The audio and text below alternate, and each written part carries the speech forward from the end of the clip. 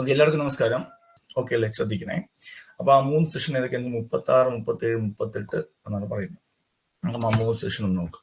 Okay, അപ്പോൾ first നമ്മൾ അതിനു മുമ്പ് നിങ്ങൾ ആദ്യം ആ ഒരു പോർഷൻ കണ്ടിട്ട് ബാക്കി കാണുക കേട്ടോ. അതായത് നമ്മുടെ ആ ഒരു പോർഷൻ എന്താണ് പറയുന്നതെന്ന് നോക്കിയിട്ട് വേണം കാണാനായിട്ട്.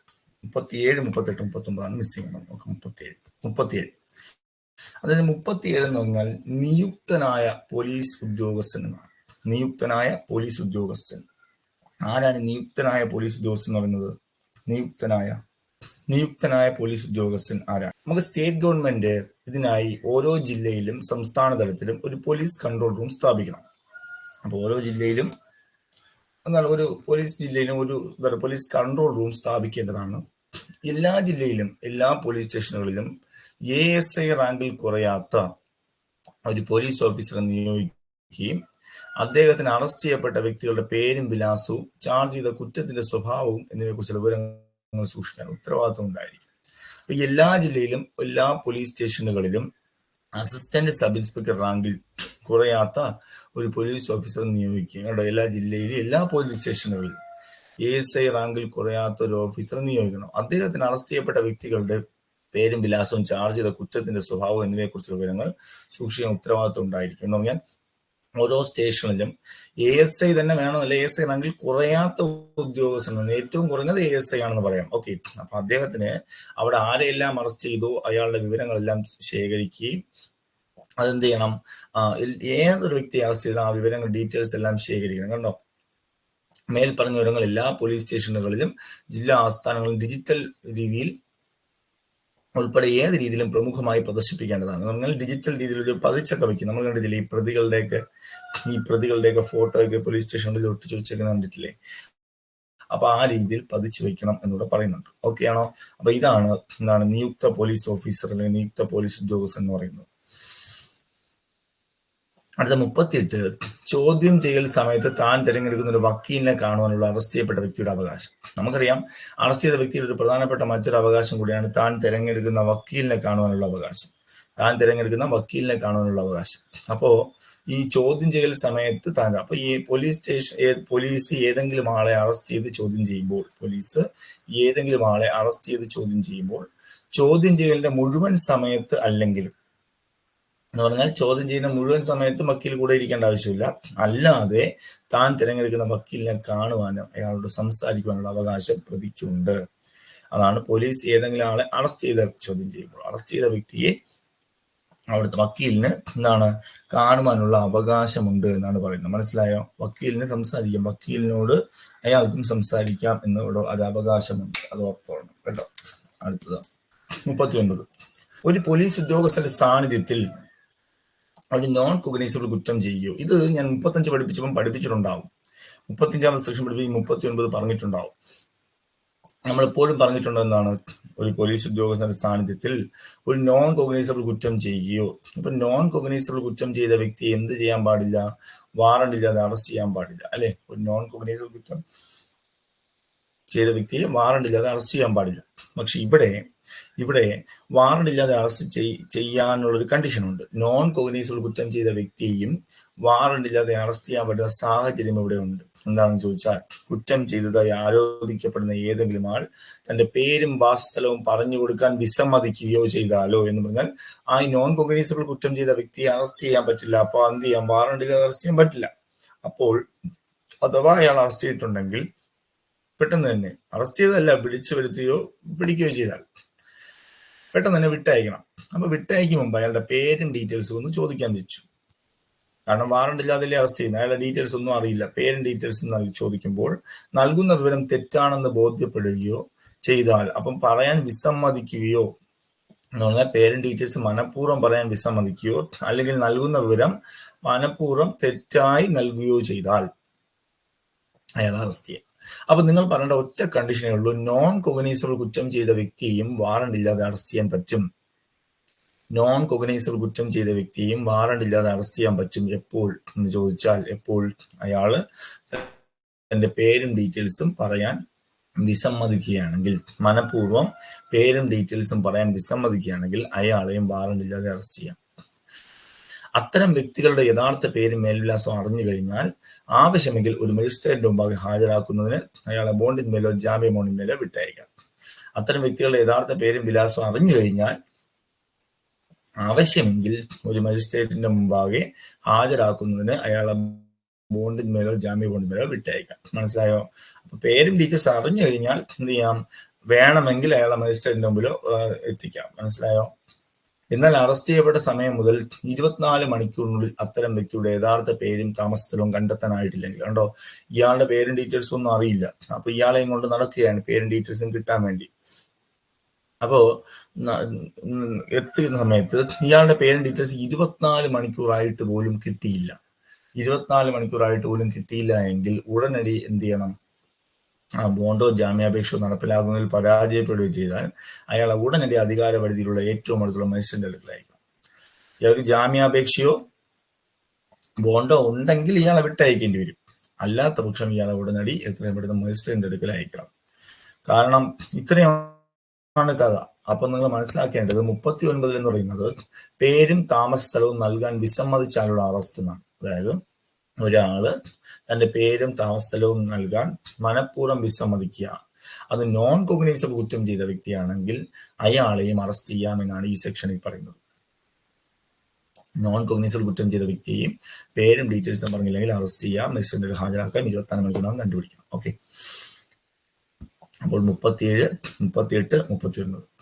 37, 38, 39 ഇത് 3 ഓർമ്മിച്ചോളൂ. 37 എന്ന് പറഞ്ഞാൽ എന്താണ്? 37 ASI റാങ്കിൽ കുറയാത്ത ഉദ്യോഗസ്ഥനായിരിക്കണം, നിയുക്ത പോലീസ് ഉദ്യോഗസ്ഥൻ. 38 എന്ന് പറഞ്ഞാൽ എന്താണ്? 38 ചോദ്യം ചെയ്യൽ സമയത്ത് താൻ തിരഞ്ഞെടുക്കുന്ന വക്കീലിനെ കാണാനുള്ള അവകാശം. 39 പേരും താമസവും നൽകാൻ മനഃപൂർവ്വം വിസമ്മതിച്ചുള്ള അറസ്റ്റ്. ഇതൊക്കെയാണ് ഇവിടെ പറയുന്നത്. ക്ലിയർ ആണോ? ഇത്രയാണ് ഇവിടെ പറയുന്നത്.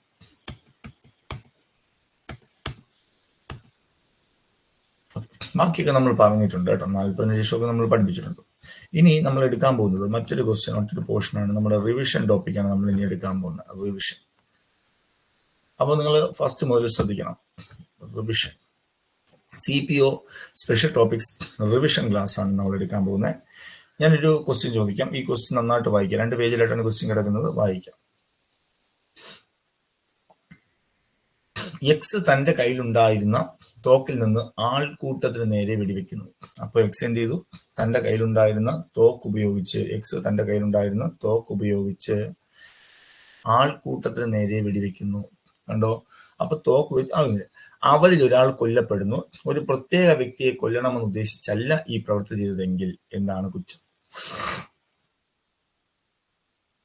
അപ്പൊ എക്സ് മനഃപൂർവ്വമല്ലാതെ നരഹത്യയാണോ, കൊലപാതകമാണോ, നരഹത്യയാണോ, സെക്ഷൻ 101 പ്രകാരമാണോ എന്നൊക്കെ പറയാം. ഓക്കെ, കമന്റ് ചെയ്തേ. ഇതിന്റെ ആൻസർ ആരെങ്കിലും ഉണ്ടെങ്കിൽ കമന്റ് ചെയ്യാം. വെറുതെ ആൾക്കൂട്ടത്തിന് നേരെ വെടിവെക്കുകയാണ്. വെറുതെ. അപ്പൊ ഈ വെടിവെക്കുമ്പോൾ ഇയാൾക്ക് അറിയാം എന്താണ്, ആരെങ്കിലുമൊക്കെ മരിക്കുമെന്ന് അറിയാമല്ലോ. അപ്പൊ ക്ലിയർ ആയിട്ട് മനസ്സിലാക്കുക. മാത്രമല്ല ആളുകൾ മരിക്കുകയും ചെയ്യുന്നു. അപ്പൊ തീർച്ചയായിട്ടും ഇവിടെ നരഹത്യക്കൊന്നും പറഞ്ഞ് അയാളെ രക്ഷപ്പെടുത്തേണ്ട, അയാളെ കൊലപാതകം തന്നെയാണ് നിർമ്മിക്കുക. അപ്പോ ഇയാൾ ചെയ്ത കുറ്റം എന്താണ്? കൊലപാതകം. 2 ശരിയാണ്. അതുപോലെ 4 കൊലപാതക സെക്ഷൻ ഏതാണ്? 101 4 ശരിയാണ്. അപ്പൊ 2ഉം 4ഉം ശരി എന്നുള്ള ഓപ്ഷനിലേക്ക് പോവാം. ഓപ്ഷൻ സി ആണ് ശരി ഉത്തരം. സംശയം വരരുത്. വെറുതെ അറിയാതെയാണ് വെടിവെച്ച് എന്ന് നമുക്ക് നോക്കാം. പക്ഷെ ഇവിടെ വെറുതെ ആൾക്കൂട്ടത്തിനെ വെടിവെക്കുന്നുവെങ്കിൽ അത് ഇതാണ്. അതുപോലെ സി ഒരു കുറ്റിക്കാടിന്റെ പിന്നിലാണെന്ന് എക്സിന് അറിയാം, ഒയ്ക്കത് അറിയില്ല. എക്സിന്റെ പ്രേരണയാൽ ഒയ്ക്കത് അറിയില്ല. എക്സിന്റെ പ്രേരണയാൽ ഒയ് കുറ്റിക്കാടിന് നേരെ വെടിവെക്കുന്നു. അങ്ങനെ സി മരണപ്പെടുന്നു. താഴെ പറയുന്നവരിൽ ശരിയായ പ്രസ്താവനകൾ എഴുതും. അപ്പോ സി ഒരു കുറ്റിക്കാടിന്റെ പിന്നിലാണെന്ന് എക്സിന് അറിയാം, ഒയ്ക്കത് അറിയില്ല. എക്സിന്റെ പ്രേരണയാൽ ഒയ് കുറ്റിക്കാടിന് നേരെ വെടിവെക്കുന്നു. അങ്ങനെ സി മരണപ്പെടുന്നു. താഴെ പറയുന്നവരിൽ ശരിയായ പ്രസ്താവനകൾ ഏതെന്നാണ്. അപ്പൊ ഇവിടെ ആലോചിച്ച് നോക്കുക. എക്സ് ഒയ് 2 പേരും കൊലപാതക കുറ്റം ചെയ്തു. എക്സ് കുറ്റകരമായി നരഹത്യ ചെയ്തു. ഒയ് നിരപരാധിയുമാണ്. എക്സും ഒയ്യും 2 പേരും കൊലപാതകമാകാത്ത കുറ്റകരമായ നരഹത്യ നടത്തി. മേൽപ്പറഞ്ഞ ഒന്നുമല്ല. അപ്പോ ഇവിടെ എക്സ് ഒയ് 2 പേരും കൊലപാതക കുറ്റം നടത്തിയിരിക്കുന്നു എന്ന് പറഞ്ഞാൽ അത് തെറ്റാണ്. കാരണം ഒയ്ക്ക് അത് അറിയില്ലല്ലോ. ഒയ് ഇയാൾ തെറ്റിദ്ധരിപ്പിച്ച് ചെയ്യിച്ചതാണ്. അപ്പൊ തീർച്ചയായിട്ടും ഒയ് നിരപരാധി എന്നൊരു ഓപ്ഷൻ നമുക്ക് പോകണം. അപ്പൊ ഇവിടെ ഒയ് നിരപരാധി എന്ന് പറയുമ്പോൾ ഓപ്ഷൻ ആകുമ്പോൾ ഏതാണ്? ഓപ്ഷൻ ബി ആണ്, രണ്ടാമത്തെ ഓപ്ഷനാണ്, ഒയ് നിരപരാധിയാണ്. പക്ഷെ എക്സ് കുറ്റകരമായ നരഹത്യയാണ്. കാരണം എക്സ് അവിടെ ഡയറക്റ്റ് ആയിട്ട് ഒന്നും ചെയ്തില്ല, ഇൻഡയറക്റ്റ് ആയിട്ടാണ് ചെയ്തത്. അപ്പം രണ്ടാമത്തെ സ്റ്റേറ്റ്മെന്റ് ആണ് ശരി വരുന്നത്.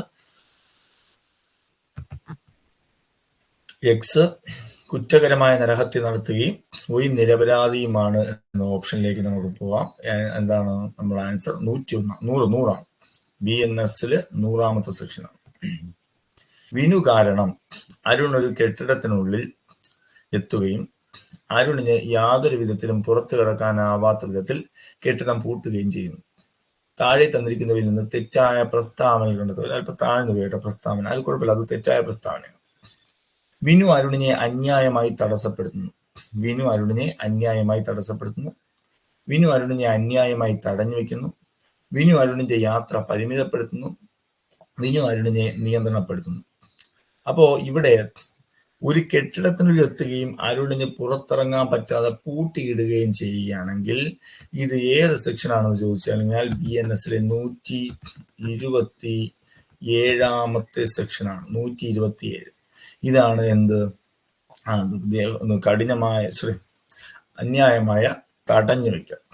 126 അന്യായമായ തടസ്സപ്പെടുത്തൽ, 127 അന്യായമായ തടഞ്ഞു വയ്ക്കൽ. അപ്പൊ ഈ തടഞ്ഞു വെക്കുമ്പോൾ പ്രധാനമായിട്ട് അന്യായമായി തടഞ്ഞു വെക്കുക തന്നെയാണ് 127 ശരി തന്നെയാണ്. അതുപോലെ പരിമിതപ്പെടുത്തുക എന്നുള്ളതും ശരിയാണ്. ബാക്കി രണ്ടും തെറ്റാണ്. തടസ്സപ്പെടുത്തുക, നിയന്ത്രണപ്പെടുത്തുക എന്നീ രണ്ട് വാക്കുകളും തെറ്റാണ്. അത് രണ്ടും തടസ്സപ്പെടുത്തുകയുടെ മറ്റൊരു വാക്കാണ്. ഒരാളെ വഴി പോകാൻ സമ്മതിച്ചില്ലെങ്കിൽ അത് തടസ്സപ്പെടുത്തുകയും വരും, ഇത് വരും. ബാക്കി ഇവിടെ തടഞ്ഞു വെക്കുകയും പരിമിതപ്പെടുത്തുകയും 127ന്റെ വാക്കാണ്. അന്യായമായി തടഞ്ഞു വയ്ക്കുക എന്നൊരു ഭാഗം ആലോചിക്കുക. അടുത്തത്, ആശ തന്റെ സുഹൃത്തായ ദിവ്യയുടെ മൊബൈൽ ഫോൺ തന്റേതാണെന്ന ധാരണയിൽ ദിവ്യയുടെ കൈവശത്ത് നിന്ന് എടുക്കുകയും, അപ്പൊ അറിയാതെ ഫോൺ എന്ത് ചെയ്തു? അറിയാതെ എടുത്തു. ആശ തന്റെ സുഹൃത്തായ ദിവ്യയുടെ മൊബൈൽ ഫോൺ തന്റേതാണെന്ന ധാരണയിൽ ദിവ്യയുടെ കൈവശത്ത് നിന്ന് എടുക്കുകയും എന്നാൽ അത് തന്റേതല്ല എന്ന ബോധ്യത്തോടെ സ്വന്തം ആവശ്യത്തിന് ആശ ഉപയോഗിക്കുകയും ചെയ്യുന്നു. താഴെ പറഞ്ഞവർ ശരിയായ പ്രസ്താവനയിൽ. അപ്പൊ തന്റേതാണെന്ന് പറഞ്ഞ് എടുത്തു, പക്ഷെ തന്റേതാണെന്ന് പറഞ്ഞ് എടുത്തിട്ടുണ്ട് ആ ബോധ്യത്തോടെ എടുക്കുകയും പിന്നെ തന്റേതല്ല എന്ന് അറിഞ്ഞിട്ടും തിരികെ കൊടുത്തില്ല. തന്റേതല്ല എന്നറിഞ്ഞിട്ടും തിരികെ കൊടുത്തില്ല. ഇവിടെ നടന്ന കുറ്റം എന്നാണ്. അപ്പൊ ആശ തന്റെ സുഹൃത്തായ ദിവ്യയുടെ മൊബൈൽ ഫോൺ തന്റേതാണെന്ന ധാരണയിൽ ദിവ്യയുടെ കൈവശത്ത് നിന്ന് എടുക്കുകയും എന്നാൽ അത് തന്റേതല്ല എന്ന ബോധ്യത്തോടെ സ്വന്തം ആവശ്യത്തിന് ആശ ഉപയോഗിക്കുകയും ചെയ്യുന്നുവെങ്കിൽ ഇവിടെ നടന്നത്. അപ്പൊ ഏതൊരു ക്വസ്റ്റ്യൻ വന്നാലും എടുക്കുന്ന സമയത്ത് അറിഞ്ഞുകൊണ്ടല്ല എടുത്തതെങ്കിൽ അത് മോഷണമല്ല. തെറ്റിദ്ധരിക്കരുത്, ക്വസ്റ്റ്യൻ മിസ്റ്റേക്ക് ആകരുത്. എടുക്കുന്ന സമയത്ത് നിങ്ങൾ അറിഞ്ഞുകൊണ്ടല്ല എടുക്കുന്നത് എങ്കിൽ മോഷണമല്ല. എടുക്കുന്ന സമയത്തെ പ്ലാൻ ചെയ്തെടുത്താൽ അത് മോഷണമാണ്. അങ്ങനെ എടുത്തതിന് ശേഷം അത് നമ്മുടേതല്ല എന്ന് ഉറപ്പുവരുത്തി, അയ്യോ ഇതിൻ്റെതല്ലല്ലോ എന്ന് ഉറപ്പുവരുത്തിയതിനു ശേഷം പിന്നെയും അതെന്ത് ചെയ്യുന്നു? ഉപയോഗിക്കുകയാണെങ്കിൽ അത് എന്ത് ചെയ്തിരിക്കുന്നു? ആശ മോഷണം നടത്തിയിരിക്കുന്നു. മോഷണമല്ല, വിശ്വാസലംഘനമല്ല, ദുർവിനിയോഗമാണ് നടത്തിയത്. ശരി. ആശയ്ക്ക് കുറഞ്ഞത് 6 മാസം തടവ് ലഭിക്കും. ശരിയാണ്. അപ്പൊ അവിടെ ദുർവിനിയോഗത്തിൻ്റെത് 6 മാസം വരെയൊക്കെയാണ് ശിക്ഷ എന്നറിയുക. അപ്പോ 3ഉം 4ഉം ശരി എന്നൊരു ഓപ്ഷനാണ് ഇവിടെ വരുന്നത്. 3ഉം 4ഉം ശരി. അപ്പൊ ദുർവിനിയോഗത്തിന്റെ സെക്ഷൻ നിങ്ങൾ ആദ്യം മനസ്സിലാക്കണം. ദുർവിനിയോഗത്തിന്റെ സെക്ഷൻ എത്രയാണ്? 314 ഓക്കെ, 314 എന്ന ഓപ്ഷൻ ശ്രദ്ധിക്കാം. 314 ഓക്കെ, 314 316 വിശ്വാസലംഘനം, 314 ദുർവിനിയോഗം, 316 വിശ്വാസലംഘനം. എ ബിയുടെ വീട്ടിൽ മോഷണത്തിന് കയറുന്നു. തടയുവാൻ ശ്രമിച്ച ബിയെ എ ആക്രമിക്കുന്നു. അപ്പോൾ ബി സ്വയരക്ഷാർത്ഥം എ തള്ളി മാറ്റുകയും എ വീഴുകയും തലയ്ക്ക് പൊട്ടലുണ്ടാവുകയും ചെയ്യുന്നു. താഴെ പറയുന്നവർ ശരിയായ പ്രസ്താവനകൾ ഏവ? അപ്പോൾ എ ബിയുടെ വീട്ടിൽ മോഷണത്തിന് കയറുന്നു. തടയുവാൻ ശ്രമിച്ച ബിയെ എ ആക്രമിക്കുന്നു. അപ്പോൾ ബി സ്വയരക്ഷാർത്ഥം എയെ തള്ളി മാറ്റുകയും എ വീഴുകയും തലയ്ക്ക് പൊട്ടലുണ്ടാവുകയും ചെയ്യുന്നു. ഇവിടെ പറയുന്നത് ശരിയായ പ്രസ്താവന എന്നാണ്. ഇത് ബി കുറ്റക്കാരനല്ല, എ കവർച്ച ചെയ്തിരിക്കുന്നു. ബി 3 വർഷത്തെ തടവിന് ബാധ്യസ്ഥനാണ്, എ കുറ്റക്കാരനല്ല. അപ്പോ ഇതിലേതൊക്കെയാണെന്ന് നോക്കിയാൽ അതിലാദ്യം എ ബിയുടെ വീട്ടിൽ മോഷണത്തിനാണ് കയറുന്നത്. തടയുവാൻ ശ്രമിച്ച ബിയെ എ ആക്രമിക്കുന്നു. അപ്പോൾ ബി സ്വയരക്ഷാർത്ഥം എയെ തള്ളി മാറ്റുകയും എ വീഴുകയും തലയ്ക്ക് പൊട്ടലുണ്ടാവുകയും ചെയ്യുന്നുണ്ടോ? അപ്പൊ ഇവിടെ എ ആണ് കുറ്റക്കാരൻ. കാരണം എ ആണല്ലോ ബിയുടെ വീട്ടിൽ കയറുന്നത്. അപ്പൊ എ കവർച്ചയാണ് ചെയ്തിരിക്കുന്നത്. കാരണം എന്താണ്? വീട്ടിൽ കയറുകയും അയാളെ ഉപദ്രവിക്കുകയും ചെയ്തു, അല്ലെ ആക്രമിക്കുന്നു. ആക്രമിക്കുമ്പോൾ എ കവർച്ചയാണ്, ഉറപ്പാണ്. പക്ഷെ അവിടെ അതിന്റെ ഫലമായിട്ട് ബി അയാളെ തള്ളി മാറ്റുകയും എ വീഴുകയും തലയ്ക്ക് പൊട്ടലാണ്. ബിക്ക് സ്വയരക്ഷാർത്ഥമുണ്ട്, സ്വയരക്ഷാവകാശമുണ്ട്. അതുകൊണ്ട് തന്നെ ബി കുറ്റക്കാരനല്ല. ബി 3 വർഷത്തെ തടവൊന്നുമല്ല.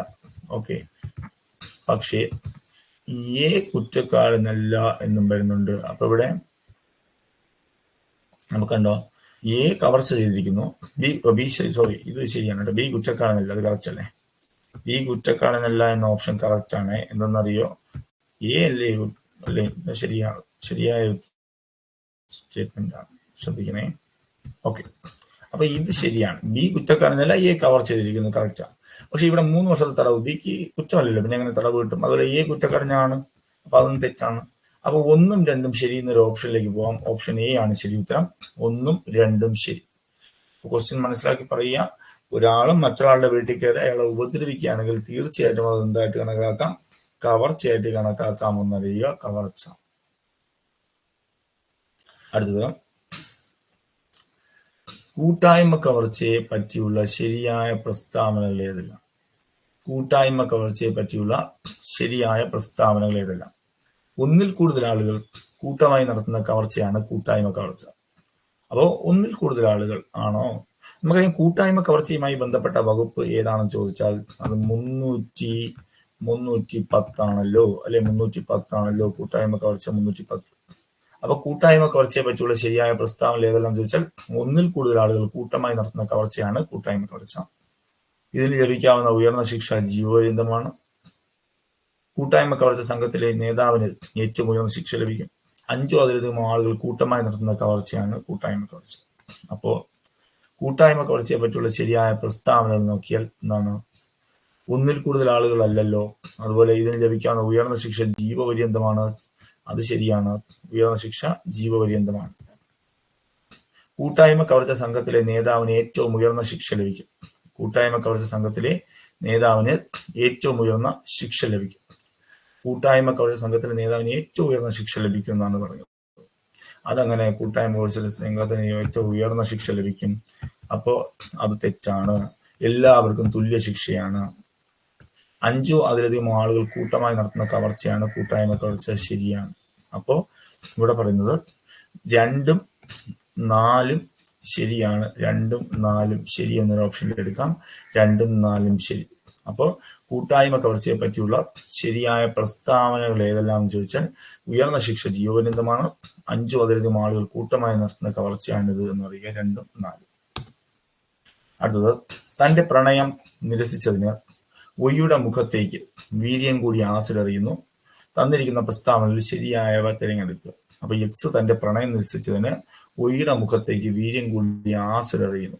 തന്നിരിക്കുന്ന പ്രസ്താവനകളിൽ ശരിയായവ തിരഞ്ഞെടുക്കുക. അപ്പൊ അതെങ്ങനെയാണ്? പ്രണയം നിരസിച്ചതിന് മുഖത്തേക്ക് ആസിഡ് വലിച്ചെറിയുന്നു. ഇവിടെ നടന്ന കുറ്റം എന്തെന്നാണ് ചോദിച്ചത്. അപ്പോ അവിടെ നമുക്ക് കുറ്റം എന്താണെന്ന് നോക്കാം. എന്താണ്? എക്സ് തന്റെ പ്രണയം നിരസിച്ച ആസിഡ് വലിച്ചെറിയുന്ന സെക്ഷൻ ഏതാണ്? പ്രണയം നിരസിച്ച എന്തോ ആയിക്കോട്ടെ, ആസിഡുമായി ബന്ധപ്പെട്ട സെക്ഷൻ 124 ആസിഡുമായി ബന്ധപ്പെട്ട സെക്ഷൻ 124 വളരെ ഇമ്പോർട്ടൻ്റ് ആണ്. കാരണം ആസിഡ് ആക്രമണവുമായി ബന്ധപ്പെട്ട IPCയിലെ സെക്ഷൻ 326A യും B യുമായിരുന്നു. ലക്ഷ്മി വേഴ്സസ് ഇന്ത്യയുടെ കേസായിരുന്നു. 2015 പ്രകാരമാണ് ആസിഡ് ആക്രമണം IPCയിൽ ഉൾപ്പെടുത്തിയത്. എന്നാൽ അതിപ്പോ BNS വന്നപ്പോൾ 124 മാറി. തന്റെ പ്രണയം നിരസിച്ചതിന് ഒയ്യുടെ മുഖത്തേക്ക് വീര്യം കൂടി ആസിഡ് എറിയുന്നു. തന്നിരിക്കുന്ന പ്രസ്താവന നോക്കാം. ഈ എക്സിന് കുറഞ്ഞത് 5 വർഷം ലഭിക്കും. 5 അല്ല, കാരണം ആസിഡ് ആക്രമണത്തിന്റെ ശിക്ഷ 10 മുതൽ ജീവപര്യന്തം വരെയാണ്. 10 മുതൽ ജീവപര്യന്തം. ഇതൊക്കെ പഠിക്കേണ്ടത്, ഇതുപോലെ ആവർത്തിച്ചു വരും. 10 മുതൽ ജീവപര്യന്തമാണ്. അത് അപ്പൊ ഏറ്റവും കുറഞ്ഞ ശിക്ഷ 10 വർഷമാണ്, അല്ലെ? 10 വർഷമാണ്. അതൊക്കെ ഓക്കെ. പക്ഷെ ഇവിടെ സ്വേച്ഛയാണ്. എക്സ് ഒയ്യോട് സ്വേച്ഛയാ കഠിനമായ ദേഹോപദ്രവം ഏൽപ്പിക്കുന്നു. എക്സ് ഒയ്യോട് സ്വേച്ഛയാ കഠിനമായ ദേഹോപദ്രവം ഏൽപ്പിക്കുന്നു എന്ന പോയിന്റ് ശരിയാണ്, ഓർമ്മ വെച്ചു. ഇനി സിയുടെ നേരെ മുഷ്ടി കുലുക്കുന്നത് വഴി താൻ സിയെ അടിക്കുവാൻ പോവുകയാണെന്ന് സി വിശ്വസിപ്പിച്ചുകൊണ്ട് എക്സിന് നേരെ മുഷ്ടി കുലുക്കുന്നു. എക്സ് സിക്ക് നേരെ മുഷ്ടി കുലുക്കുന്നു. ഇവിടെ എക്സ് നടത്തിയ കുറ്റം എന്താണ്? അപ്പൊ ക്വസ്റ്റ്യൻ ഞാനൊന്നുകൂടെ വായിക്കാം. സിയുടെ നേരെ മുഷ്ടി കുലുക്കുന്നത് വഴി താൻ സിയെ അടിക്കുവാൻ പോവുകയാണെന്ന് സിയെ വിശ്വസിപ്പിച്ചുകൊണ്ട് എക്സ് സിക്ക് നേരെ മുഷ്ടി കുലുക്കുന്നു. സിക്ക് നേരെ എന്നൊരു പോയിന്റ് ഉണ്ട് അവിടെ. സിക്ക് നേരെ മുഷ്ടി കുലുക്കുന്നു. അപ്പൊ മുഷ്ടി കുലുക്കുന്നു പറഞ്ഞാൽ നമ്മൾ കൈ മുറുക്കി അടിക്കാൻ പോവുകയാണ്. പക്ഷെ ഒന്നും ചെയ്തില്ല, മുഷ്ടി കുലുക്കി നിൽക്കുകയാണ്. ഓക്കെ, എന്താണ് ഇവിടെ നടന്ന കുറ്റം? അപ്പൊ ഇവിടെ നടന്ന കുറ്റം എന്ന് പറഞ്ഞാൽ എക്സ് സിക്ക് നേരെ കുറ്റകരമായ ബലം നടത്തിയിരിക്കുന്നു, എക്സ് സിക്ക് നേരെ കയ്യേറ്റം നടത്തിയിരിക്കുന്നു, എക്സ് സിക്ക് ദ്രോഹം ചെയ്യുന്നു, ഇവയൊന്നുമല്ല. അപ്പോ സിയുടെ നേരെ മുഷ്ടി കുലുക്കുന്നത് വഴി താൻ സിയെ അടിക്കുവാൻ പോവുകയാണെന്ന് സിയെ വിശ്വസിപ്പിച്ചുകൊണ്ട് എക്സ് സിക്ക് നേരെ മുഷ്ടി കുലുക്കുന്നു. ഇവിടെ എക്സ് നടത്തിയ കുറ്റം എന്താണെന്നാണ്. അപ്പൊ ഇവിടെ നടത്തിയ കുറ്റം എന്താണെന്ന് ചോദിച്ചാൽ എക്സ് സിക്ക് നേരെ കയ്യേറ്റം നടത്തിയിരിക്കുന്നതാണ്. ഇത് BNSലെ 130ാമത്തെ വകുപ്പാണ്. 130ാമത്തെ വകുപ്പാണെന്നറിയുക. 130ാമത്തെ വകുപ്പാണെന്നറിയുക. അപ്പൊ സിയുടെ നേരെ മുഷ്ടി കുലുക്കുന്നത് വഴി താൻ സിയെ അടിക്കും. നമ്മൾ ഏതൊരു പ്രവൃത്തിയും ചെയ്യാൻ പോവുകയാണെന്ന തയ്യാറെടുപ്പോടുകൂടി ചെയ്യുകയാണെങ്കിൽ, അല്ലെങ്കിൽ മറ്റൊരാളെ ഭയപ്പെടുത്തുകയാണെങ്കിൽ അതാണ് കയ്യേറ്റം. അവിടെ തള്ളണമെന്നോ ദേഹത്തോടണമെന്നോ ഒന്നുമില്ല. തയ്യാറെടുപ്പ്, ഇടിക്കാൻ പോകുന്നു, അടിക്കാൻ പോകുന്നു, തോക്കെടുക്കുന്നു, കത്തിയെടുക്കും. ഇവിടെ ഒന്നും ചെയ്യും മുമ്പുള്ള പരിപാടിയാണ്, ചെയ്യും മുമ്പുള്ള പദ്ധതിയാണ് ഏതാ കയ്യേറ്റം എന്ന് പറയുന്നത്. അതായത് എക്സ് സിയെ ആൾത്തിരക്കില്ലാത്ത റോഡിൽ വെച്ച് കാണുകയും തോക്ക് കാണിച്ച് സിയുടെ പേഴ്സ് ആവശ്യപ്പെടുകയും ചെയ്യുന്നു. അപ്പോ എക്സ് സിയെ ആൾത്തിരക്കില്ലാത്ത റോഡിൽ വെച്ച് കാണുകയും തോക്ക് കാണിച്ച് സിയുടെ പേഴ്സ് ആവശ്യപ്പെടുകയും ചെയ്യുന്നു. താഴെ തന്നിരിക്കുന്നതിൽ ശരിയായ പ്രസ്താവനകൾ ഏതെല്ലാം? അപ്പൊ തിരക്കില്ലാത്ത റോഡിൽ വെച്ച് കാണുകയും എന്ത് ചെയ്യണം, തോക്ക് കാണിച്ച് സിയുടെ പേഴ്സ് ആവശ്യപ്പെടുകയും ചെയ്യുന്നു. താഴെ തന്നിരിക്കുന്നു. അപ്പൊ അവിടെ പ്രധാനപ്പെട്ട കാര്യം എന്ത് ചെയ്തു? ഭയപ്പെടുത്തി അപഹരിച്ചു. ശരിയാണ്, ഓക്കെ, സമ്മതിച്ചു. പക്ഷേ സിക്ക് താൻ ഉടനടി കൊല്ലപ്പെടും എന്നുള്ള ഭയം ഉണ്ടായി. നേരിട്ട് ചെയ്യുമ്പോൾ ഭയം ഉണ്ടാവുമല്ലോ. നേരിട്ടാണ് ഒരാൾ തോക്ക് കാണിക്കാൻ ഭയം ഉണ്ടാവും. അതുകൊണ്ട് തന്നെ ഇതെന്തായി മാറി? കവർച്ചയായി മാറി. അപ്പൊ അപഹരണമാണ് നടത്തിയത്, പക്ഷേ അവിടെ ഭയമുണ്ട്, നേരിട്ട് കൊല്ലപ്പെടും എന്നുള്ള ഭയമുണ്ട്. അതുകൊണ്ട് തന്നെ അത് കവർച്ചയായി. നേരിട്ടല്ലാതെ ഓൺലൈനിലൂടെ ഫോണിലൂടെയോ മറ്റോ ആണ് ഭീഷണിപ്പെടുത്തിയിരുന്നെങ്കിൽ അത് അപഹരണം തന്നെയാണ്. ഇനി എക്സ് പിടിച്ചു പറി നടത്തിയിരിക്കുന്നത് അത് തെറ്റാണ്. പിടിച്ചു പറി നടത്തിയിട്ടില്ല. അപ്പോൾ ഇവിടുത്തെ ശരിയായ പ്രസ്താവനകൾ 1, 2, 3 ശരിയാണെന്ന് അറിയുക. 1, 2, 3 ശരി. നിങ്ങൾ ഞാൻ ഈ ക്വസ്റ്റ്യൻ പറയുമ്പോൾ തന്നെ നിങ്ങൾ ചെയ്യേണ്ടത് ഓരോ സെക്ഷനിലോട്ടും പോവുക. ഞാനിപ്പോ പറഞ്ഞ സെക്ഷൻ കൂടെ പറഞ്ഞുതരാം. 308ാമത്തെ സെക്ഷനിലാണ് നമ്മൾ പോകുന്നത്. എന്താണ് 308? 308 എന്താണ്? കുറ്റകരമായ അപഹരണം, അല്ലെ ഭയപ്പെടുത്തിയുള്ള അപഹരണം. 309 കവർച്ച. അപ്പൊ അപഹരണം കവർച്ചയാകുന്നത് എപ്പോഴാ? അപഹരിച്ച് ഏതെങ്കിലും ഒരു സാധനം വേണമെന്ന് പറഞ്ഞ് പേടിപ്പിക്കുന്നതിനിടയിൽ ഒന്നുകിൽ ഉപദ്രവിക്കുക, അല്ലെങ്കിൽ നേരിട്ട് നടത്തുന്നത്, ഫേസ് ടു ഫേസ് ചെയ്യുന്ന ഏതൊരു അപഹരണവും ഏതൊരു മോഷണവും കവർച്ചയാണ്. ഇത് നിങ്ങൾ മനസ്സിൽ വെച്ചേക്കണം. ഫേസ് ടു ഫേസ് ആകുമ്പം ഈ രണ്ടാമത്തെ ഓപ്ഷൻ കറക്റ്റ് ആയിരിക്കും. എന്നാണ്? ഉടനടി മരണം സംഭവിക്കുന്നുള്ള ഭയമുണ്ടായി. എന്ന് ഓർമ്മിക്കുക. ക്ലിയർ ആണല്ലോ? Okay, clear. അടുത്ത ക്വസ്റ്റ്യൻ. BNSS പ്രകാരം തെറ്റായ പ്രസ്താവനകൾ ഏതെല്ലാം? കോഗ്നൈസബിൾ കേസിനെ കുറിച്ചോ നോൺ കോഗ്നൈസബിൾ കേസിനെ കുറിച്ചോ പോലീസിന് വിവരം ലഭിച്ചാൽ ആ വ്യക്തിയുടെ മൊഴി പോലീസ് രേഖപ്പെടുത്തേണ്ടതാണ്. ഇവിടെ കോഗ്നൈസബിൾ കേസോ നോൺ കോഗ്നൈസബിൾ ആണെന്ന് ചോദിച്ചാൽ തെറ്റായതാണ് ചോദിച്ചത്. നമ്മൾ ഇവിടെ ഒരു പോയിന്റ് ഉണ്ട്, ശ്രദ്ധിക്കണേ. നോൺ കോഗ്നൈസബിൾ എന്നൊരു പോയിന്റ് തന്നല്ലോ. ഈ നോൺ കോഗ്നൈസബിൾ പോയിന്റ് കോഗ്നൈസബിളിനെ കുറിച്ച് നോൺ കോഗ്നൈസബിൾ ഉണ്ടോ? ഈ നോൺ കോഗ്നൈസബിൾ കേസ് ആണെങ്കിൽ നിങ്ങൾ 173 174 പഠിക്കണം BNSSലെ, അല്ലെങ്കിൽ നമ്മൾ ചെയ്ത വീഡിയോ കാണുക. ഈ 174 പറയുന്നത് നോൺ കോഗ്നൈസബിൾ കുറ്റമാണെങ്കിൽ പോലീസിന് ഒന്നും നേരിട്ട് ചെയ്യാൻ പറ്റില്ല. എല്ലാം മജിസ്ട്രേറ്റിന്റെ ഉത്തരവോടുകൂടി മാത്രമേ ചെയ്യാൻ പറ്റുകയുള്ളൂ. അപ്പൊ നോൺ കോഗ്നൈസബിൾ കേസ് ആണെങ്കിൽ എന്ത് ചെയ്യുമെന്നാണ് ചോദിച്ചത്. അപ്പൊ അവിടെ നോൺ കോഗ്നൈസബിൾ കേസ് ആണ്, നേരിട്ട് പോലീസിന് എടുക്കാൻ പറ്റില്ല. അപ്പൊ ഈ പ്രസ്താവന തെറ്റാണ്. കണ്ടോ? കോഗ്നൈസബിൾ കേസിനെ കുറിച്ചോ നോൺ കോഗ്നൈസബിൾ കേസിനെ കുറിച്ചോ പോലീസിന് വിവരം ലഭിച്ചാൽ ആ വ്യക്തിയുടെ മൊഴി പോലീസ് രേഖപ്പെടുത്തേണ്ടതാണ്. നോൺ കോഗ്നൈസബിൾ എങ്കിൽ മജിസ്ട്രേറ്റിന്റെ അനുമതിയോടുകൂടിയേ അതെടുക്കാവൂ. ഇനി പോലീസ് രേഖപ്പെടുത്തിയ വിവരത്തിന്റെ ഒരു പകർപ്പ് വിവരം നൽകുന്നയാളിന് നിശ്ചിത തുക നൽകി കൈപ്പറ്റണം. തുക നൽകിയൊന്നും കൈപ്പറ്റേണ്ട. പോലീസ് രേഖപ്പെടുത്തിയ വിവരത്തിന്റെ ഒരു പകർപ്പ് സൗജന്യമായി നൽകണം. അടുത്തത് ഒരു കേസോ രണ്ടോ അതിലധികമോ കുറ്റങ്ങൾ സംബന്ധിക്കുന്നതും അവയിൽ രണ്ടെണ്ണമെങ്കിലും കൊഗ്നീസബിൾ ആയാൽ ആ കേസ് കൊഗ്നീസബിൾ ആയി കരുതപ്പെടും. അപ്പോ ഒരു കേസുമായി ബന്ധപ്പെട്ട് രണ്ടോ അതിലധികമോ സെക്ഷൻ ഇടേണ്ടി വരും. അവ സെക്ഷൻ ഇടേണ്ടി വരുമ്പോൾ അതിൽ രണ്ടെണ്ണമെങ്കിലും എന്നൊരു ചോദ്യമില്ല, ഒരെണ്ണമെങ്കിലും മതി. മനസ്സിലായോ? ഒരെണ്ണമെങ്കിലും കൊഗ്നീസബിൾ ആയാൽ അത് കൊഗ്നീസബിൾ ആയി കണക്കാക്കാമെന്നാണ്. അപ്പൊ ഇതും തെറ്റായ പ്രസ്താവന. ഓക്കെ. അടുത്തത് BNS 63 ബലാത്സംഗ പ്രകാരം ഒരു കുറ്റത്തെക്കുറിച്ചുള്ള വിവരം കുറ്റത്തിന് ഇരയായ സ്ത്രീ നൽകുമ്പോൾ അപ്രകാരം വിവരം രേഖപ്പെടുത്തുന്നത് വീഡിയോയിൽ ചിത്രീകരിക്കാൻ പാടില്ല എന്നാണ്. അപ്പോ വീഡിയോയിൽ ചിത്രീകരിക്കാൻ പാടില്ലെന്നല്ല, വീഡിയോയിൽ ചിത്രീകരിക്കാം. അപ്പൊ അതും തെറ്റാണ്. അപ്പൊ എല്ലാ പ്രസ്താവനകളും തെറ്റാണെങ്കിൽ ഓപ്ഷൻ ഡിയിലോട്ട് പോകാം. എന്താണ് ഓപ്ഷൻ ഡി? 1, 2, 3, 4 മാത്രം എന്നുള്ള ഓപ്ഷനിലേക്ക് പോവാം. അപ്പോ ഓർമ്മിക്കുക, BNS പ്രകാരം തെറ്റായ പ്രസ്താവനകൾ ചോദിച്ചാൽ 1 തെറ്റ്, 2 തെറ്റ്, 3 തെറ്റ്, 4 തെറ്റ്. 2000 രൂപയ്ക്ക് ഡിയുടെ മേൽ എക്സ് വ്യവഹാരപ്പെടുകയും ഈ തുകയ്ക്ക് തന്റെ കണക്ക് ബുക്കുകളിലെ ഉൾക്കുറിപ്പുകൾ ഡി കാണിക്കുന്നു. താഴെ തന്നിരിക്കുന്ന പ്രസ്താവനകൾ പരിശോധിക്കുക. വ്യവഹാരപ്പെടുന്നു എന്ന് പറഞ്ഞാൽ കടപ്പെടുന്നു എന്നാണ്. എക്സ് വ്യവഹാരപ്പെടുകയും, അപ്പോൾ ഡിയുടെ മേൽ എക്സ് വ്യവഹാരപ്പെടും. ഡിയുടെ മേൽ എന്ന് പറഞ്ഞാൽ ഡി എനിക്ക് ഇത്രയും രൂപ തരാനുണ്ടെന്ന് പറഞ്ഞ് തർക്കിക്കുന്നു. അപ്പോ ഇതെന്ത് ചെയ്യുമെന്നാണ് ഈ പ്രസ്താവന. നിങ്ങൾ BSIയിലോട്ട് പോവുക. BSI ഭാരതീയ സാക്ഷി അധിനിയം. ഈ ഭാരതീയ സാക്ഷി അധിനിയത്തില് നമ്മൾ 28ാമത്തെ ഒരു വകുപ്പുണ്ട്. ഭാരതീയ സാക്ഷി അധിനിയത്തിലെ 28ാമത്തെ വകുപ്പ്. എന്താണ് 28ാമത്തെ വകുപ്പ് പറയുന്നതെന്ന് ചോദിച്ചു കഴിഞ്ഞാൽ അത് കണക്ക് ബുക്കുകളിലെ ഉൾക്കുറിപ്പുകളെ കുറിച്ചാണ്. കണക്ക് ബുക്കുകളിലെ ഉൾക്കുറിപ്പുകളുമായി ബന്ധപ്പെട്ടാണ് BSIയിലെ സെക്ഷൻ പറയുന്നത്. ഒരു കണക്ക് ബുക്കിൽ ഒരാൾ എഴുതി വെച്ചിരിക്കുകയാണ്, എനിക്ക് ഒരാൾ ഇത്ര രൂപ തരാനുണ്ട്, എനിക്ക് മറ്റൊരാൾ ഇത്ര രൂപ തരാനുണ്ട് എന്ന് എഴുതി വെച്ചിരിക്കുകയാണ്. ആ എഴുതി വെച്ചിരിക്കുന്നത് മാത്രം പോരാ, പക്ഷെ അത് പ്രസക്ത വിഷയമാണ്. ഓക്കെ, സമ്മതിച്ചു. ഒരാൾ പറയണേ എനിക്ക് 1000 രൂപ തരാനുണ്ട്, ഞാൻ എൻ്റെ ബുക്കിൽ എഴുതി വെച്ചിട്ടുണ്ട്. കോടതി പറയും ഓക്കെ, പക്ഷേ ഇത് മാത്രം വെച്ച് കടം തെളിയിക്കാൻ പറ്റില്ല. കാരണം മറ്റു തെളിവുകളൂടെ വേണം. വെറുതെ നമ്മുടെ ബുക്കിൽ നമുക്ക് ഇഷ്ടമുള്ളത് എഴുതി വെച്ചിട്ട് തെളിയിക്കണമെന്നൊന്നും നടക്കില്ല. അതാണ് ഈ ഉൾക്കുറിപ്പുകൾ BSI പ്രകാരം പ്രസക്ത വസ്തുക്കളായി കണക്കാക്കാൻ കഴിയില്ല. അത് തെറ്റാണ്. കാരണം ഈ ഉൾക്കുറിപ്പ് കോടതി സ്വീകരിക്കും കേട്ടോ, പ്രസക്ത വസ്തുതയാണ്. അതുകൊണ്ടാണല്ലോ 28ൽ നമുക്ക് പഠിക്കാനുള്ളത്. ഏതാ? നമ്മൾ 28ാമത്തെ സെക്ഷനിൽ പഠിക്കാനുണ്ട്. BSIയിലെ 28ാമത്തെ വകുപ്പിൽ നമുക്ക് പഠിക്കാനുണ്ട്. പക്ഷേ ഇത് മാത്രം വെച്ച് തെളിയിക്കാനാകില്ല എന്നാണ് പറഞ്ഞത്. എന്ന് പറഞ്ഞിട്ടുണ്ട്. അപ്പൊ 28 ഓർമ്മിച്ചോണം. 28.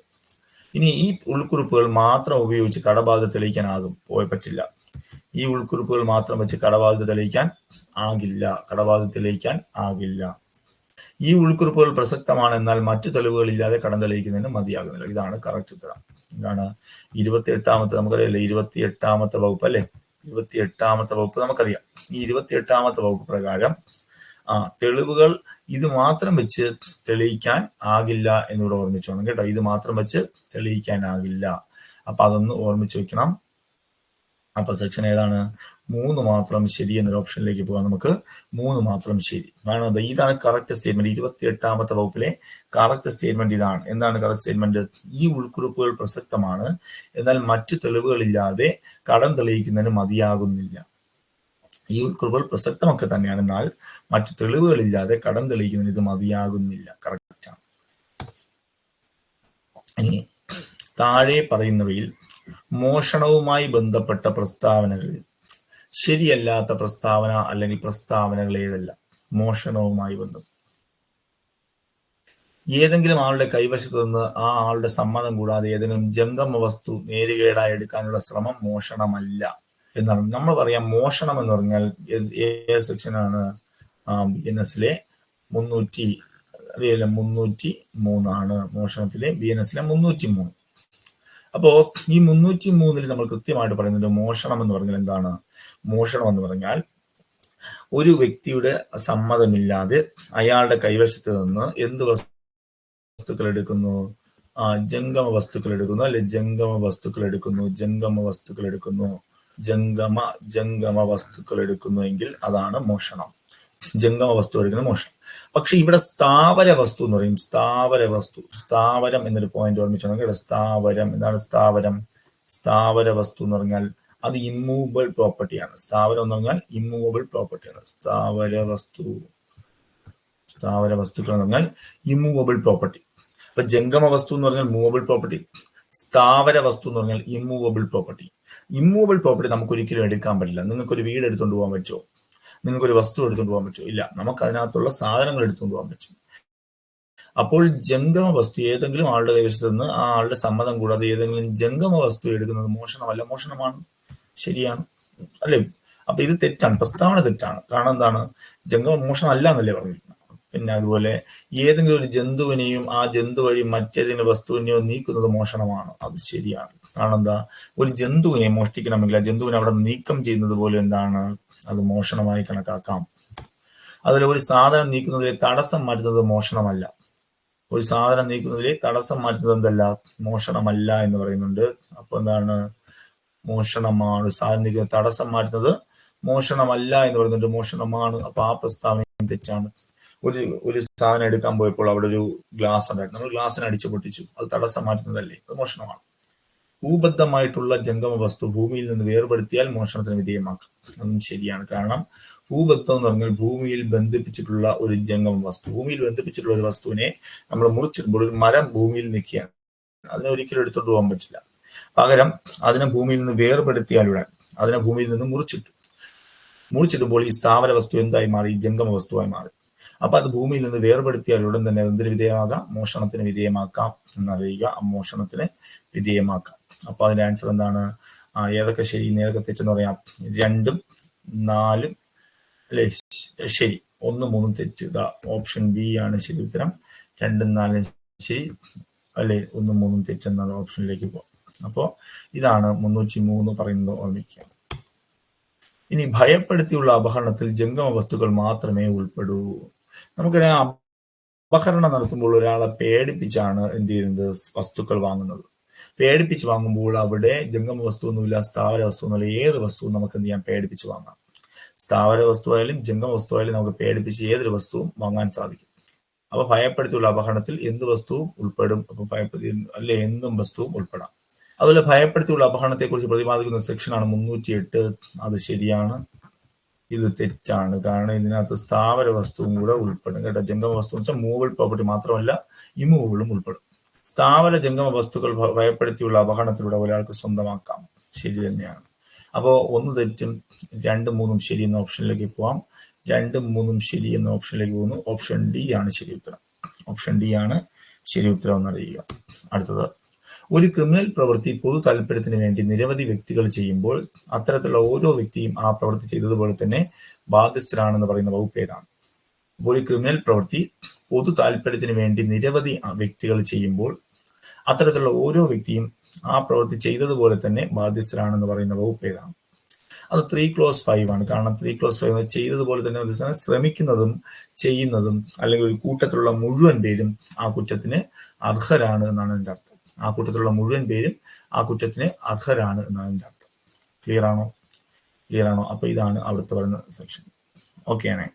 ഓക്കെ. അപ്പോ ഇതാണ് പഠിച്ചത്. അടുത്ത ക്വസ്റ്റ്യൻ, കുറ്റസമ്മതം അസ്വീകാര്യമായി കണക്കാക്കുന്നതിന് മുൻപ് അവ പ്രേരണ, ഭീഷണി, നിർബന്ധം അല്ലെങ്കിൽ വാഗ്ദാനത്തിലൂടെ നേടിയ ഒരു കുറ്റസമ്മതം തുടങ്ങിയ ഘടകങ്ങൾ സ്വാധീനിച്ചിട്ടുണ്ടോ എന്ന് നിർണ്ണയിക്കേണ്ടത് ആരാണ്? അപ്പൊ ഈ കുറ്റങ്ങൾ സ്വാധീനിച്ചിട്ടുണ്ടോ? അയാളെ ഭീഷണിയിലൂടെയാണോ, പ്രേരണയിലൂടെയാണോ, നിർബന്ധത്തിലൂടെയാണോ, വാഗ്ദാനത്തിലൂടെയാണോ പറയുന്നതെന്ന് എന്ന ഘടകങ്ങൾ സ്വാധീനിച്ചിട്ടുണ്ടോ എന്ന് നിർണ്ണയിക്കേണ്ടത് ആരാണ്? അത് സബ് ഇൻസ്പെക്ടർ ഓഫ് പോലീസ് ആണോ, കോടതിയാണോ, ഡിവൈഎസ്പി ആണോ, തഹസിൽദാരാണോ?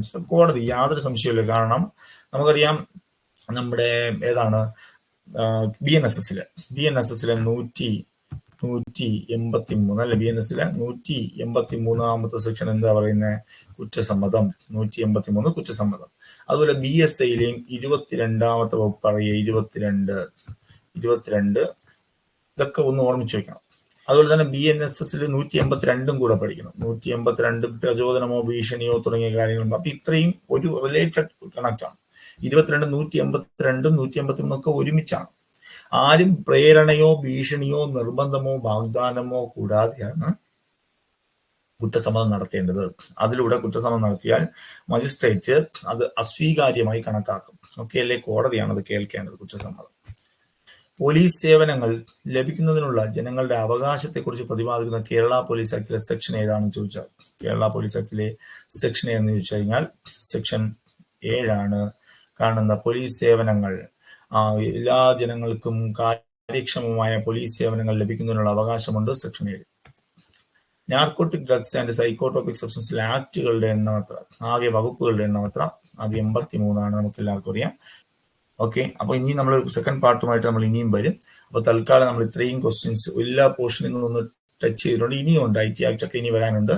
അപ്പൊ തൽക്കാലം നമുക്ക് ഇവിടെ വെച്ച് വൈൻഡപ്പ് ചെയ്യാം. Okay, thank you.